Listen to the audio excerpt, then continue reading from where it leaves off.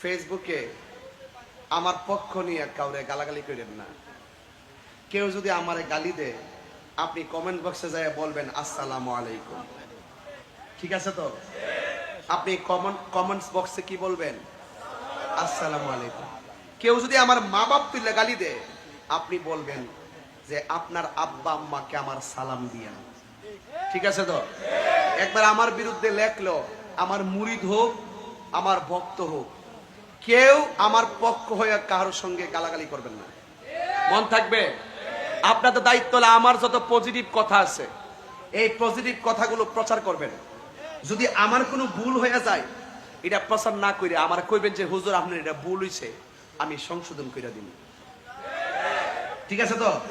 তাহলে আজকে থেকে এই নীতিটা মন থাকবে।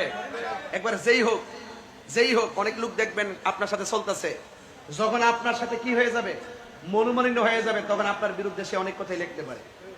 লেখলেও আপনারা আমার পক্ষ হয়ে তাকে গালাগালি করা দরকার, এটা মনে থাকবে ইনশাল্লাহ। গভীর মনোযোগ। আমার যুবক ভাইয়ারা, আমি বলেছি ওয়াবাশশিরিল্লাযীনা আমানু ওয়া আমিলুস সালিহাতি আন্না লাহুম জান্নাতিন তাজরি মিন তাহতিহাল আনহার।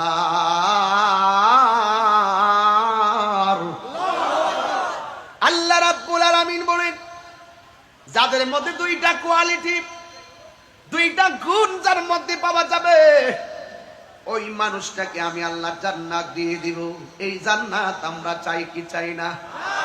জান্নাত যে কত মজা রে, শুধু খাওন আর খাওন। এর মেজবানি, সবচেয়ে বড় মেজবানি আল্লাহ যেদিন আমাদেরকে খাওয়াবেন জান্নাতের খাবার।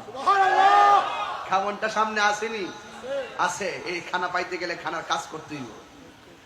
যুবক ভাইরা আমার, আল্লাহ বলেন আমি প্রেমিকদেরকে এমন একটা ঘর দিব, এই ঘরের একটা শিক যদি, জানালার একটা শিক যদি বিক্রি করে, সারা পৃথিবী 70টা কিনা যাবে। আমি আল্লাহ ওই প্রেমিকদেরকে এমন ছায়ার জন্য গাছ দিব, 100 বছর গোড়া দিয়া দৌড়লো গাছের ছায়া শেষ হবে না। আমি আল্লাহ এমন একটা জান্নাত দিব, জান্নাতিন তাজরি মিন তাহতিহাল আনহার।